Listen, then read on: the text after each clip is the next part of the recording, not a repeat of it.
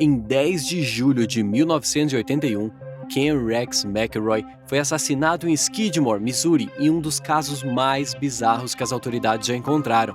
Foram dezenas de testemunhas do crime ocorrido em plena luz do dia.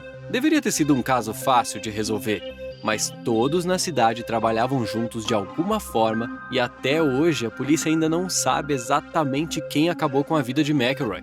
Hoje vamos dar uma olhada em como uma comunidade inteira fez um pacto de justiça para matar o valentão da cidade e manteve isso em silêncio por 30 anos.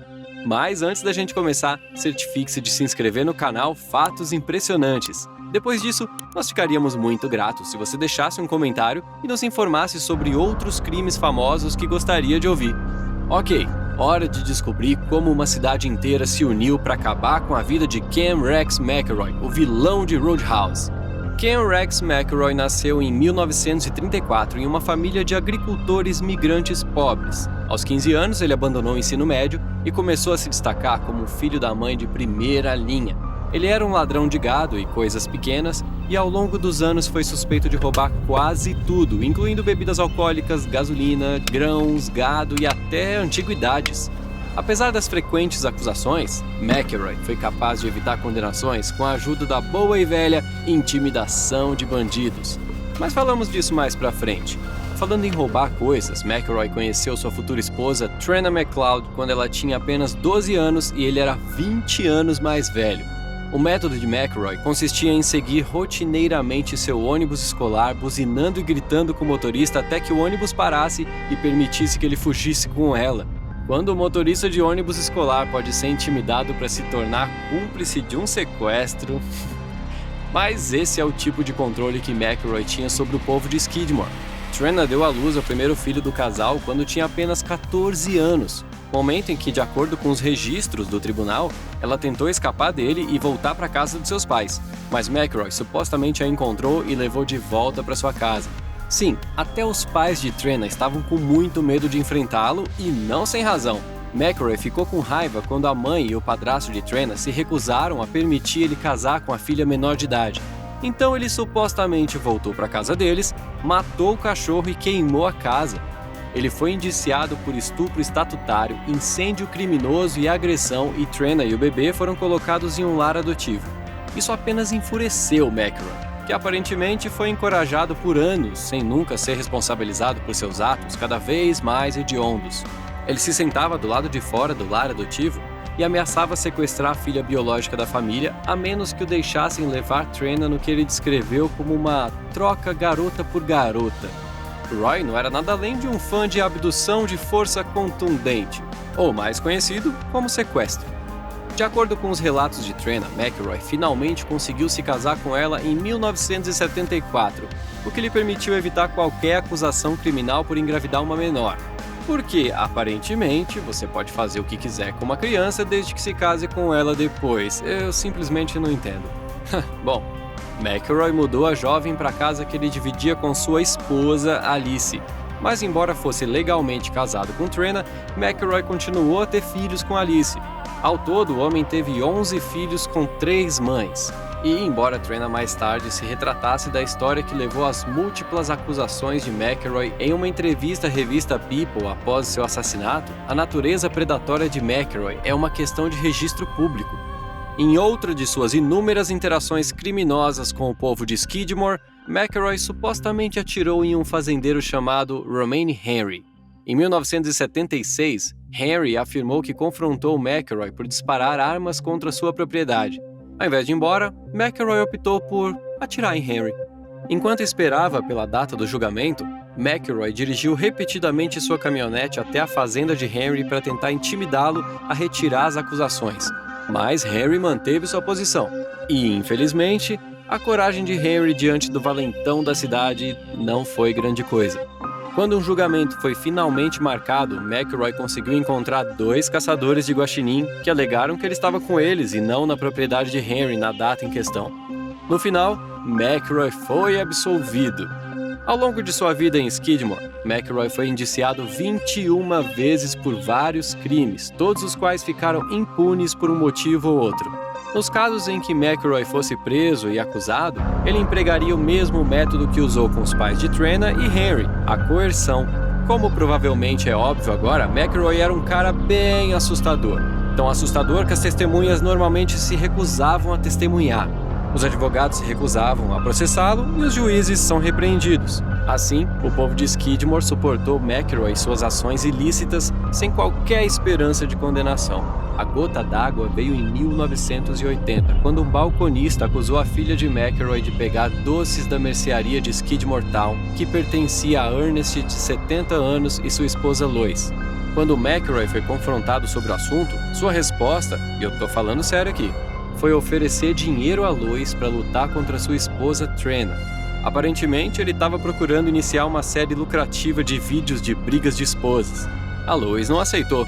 E McElroy, um homem com uma história documentada de guardar rancor, começou a perseguir o casal fora de sua loja em sua caminhonete com a arma na mão. A situação piorou até julho daquele ano, quando McElroy os encurralou na doca de carregamento da loja. 2 meninos estavam assistindo, então McElroy deu a eles algum dinheiro para comprar refrigerante, eliminando o casal assim que os meninos foram embora. McElroy atirou neles no pescoço. Ele foi preso e acusado de tentativa de homicídio. No entanto, embora o caso tenha ido a julgamento com sucesso, ele foi condenado apenas pelo crime menor de agressão e foi rapidamente libertado sob fiança enquanto aguardava a apelação. No final das contas, McElroy teria ficado melhor na prisão. Esse último exemplo de disputa judicial fez parecer que McElroy iria encontrar uma maneira de escapar da punição mais uma vez, mas o povo de Skidmore estava farto. E não é pra menos, né? A audiência para revogar a fiança de McElroy foi marcada para a manhã de 10 de julho de 1981, e os habitantes da cidade decidiram unir seus esforços para proteger as testemunhas que deveriam depor. McElroy, no entanto, conseguiu adiar a audiência, o que foi bom para ele. Mas, enfurecendo a cidade logo após ser solto, McElroy apareceu em um bar local chamado D&G Tavern, onde brandiu um rifle e fez ameaças explícitas contra o casal que assassinou, descrevendo o que planejava fazer e o que havia feito. E o legal dessa parte? Esse é um detalhe legalmente acionável. Várias pessoas que ouviram se perguntaram se havia algo que pudesse fazer para evitar que McElroy machucasse as pessoas, e um xerife local sugeriu que formassem uma vigilância no bairro. Isso é um ótimo trabalho policial, xerife. Embora, para ser justo, fosse óbvio nesse ponto que o sistema legal não faria nada sobre McElroy. Uma reunião municipal foi realizada para discutir sobre McElroy. Embora, fora as pessoas que compareceram, ninguém sabia ao certo exatamente o que foi discutido. Poderia ter sido uma reunião para acertar os detalhes de um programa de vigilância da comunidade, mas também é totalmente plausível que os participantes estivessem planejando o assassinato de McElroy. E, honestamente, também poderia ter sido os dois. Ok, pessoal, a vigilância do bairro foi formada. Vamos ver o item 1 na lista de tarefas. Atirar em Ken Rex McElroy. No dia do assassinato de McElroy, ele voltou ao D&G Tavern com Trina. Ao mesmo tempo, os habitantes da cidade estavam se reunindo e conversando sobre McElroy no salão local. Quando souberam que ele estava de volta no bar, todos se dirigiram e lotaram o local. Talvez sentindo que algo estava prestes a acontecer, McElroy rapidamente terminou suas bebidas e voltou para o carro. Ele subiu em sua caminhonete com Trina, estacionada na rua principal de Skidmore, em plena luz do dia, quando ele foi repentinamente cercado por um grupo um pouco descontente de mais de 30 residentes da cidade.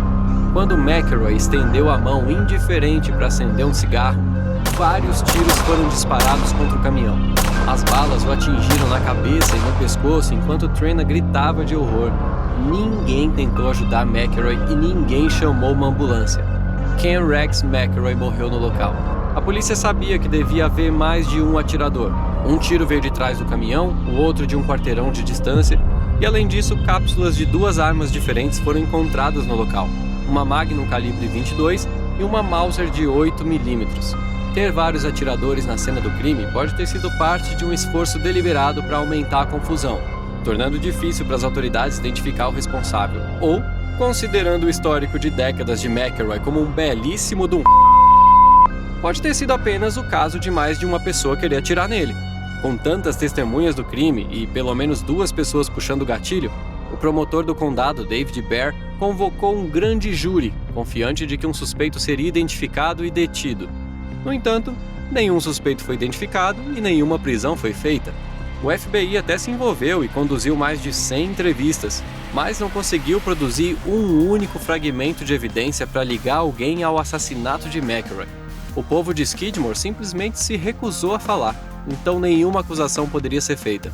A esposa de McElroy, Trina, acabou acusando um fazendeiro e empresário chamado Dale Clement de disparar um dos tiros fatais, mas Clement nunca confessou e a polícia nunca o acusou de homicídio. Os legistas conduziram uma investigação, mas no final das contas eles não conseguiram produzir evidências suficientes ligando Clement ao crime para um mandado de prisão. E ninguém corroboraria a acusação de Trina. Em 1984, Trina entrou com um processo de homicídio culposo contra o gabinete de xerife do condado, o prefeito e Dale Clement. Embora ela estivesse buscando $6 milhões, o processo foi resolvido fora do tribunal por pouco mais de 17 mil. E nenhuma irregularidade foi admitida por nenhuma das partes envolvidas. Em 1988, o premiado autor de crimes reais, Harry McLean, escreveu um best-seller do New York Times sobre toda a provação. Intitulado In Broad Daylight, o livro narra a vida de McElroy começando como o 15º de 16 filhos, abandonando a escola aos 15 anos e embarcando em uma vida de crime que terminou em um misterioso caso de justiça vigilante. Em 1999, foi produzida uma adaptação cinematográfica do livro para a televisão, estrelada por Brian Dennehy como Len Rowan, personagem claramente baseado em McElroy. Enquanto isso, Trina, indiscutivelmente a maior vítima de McElroy na cidade de Skidmore, acabou se casando novamente, deixou Skidmore e mudou-se para Lebanon, Missouri, onde faleceu em janeiro de 2012 em seu aniversário de 55 anos. Bom, essa foi a história de Ken Rex McElroy. E você, diz aqui pra gente nos comentários, o que achou da atitude da comunidade? Existia alguma outra maneira para resolver a situação? Não esquece de deixar seu like e nos vemos no próximo Fatos Impressionantes.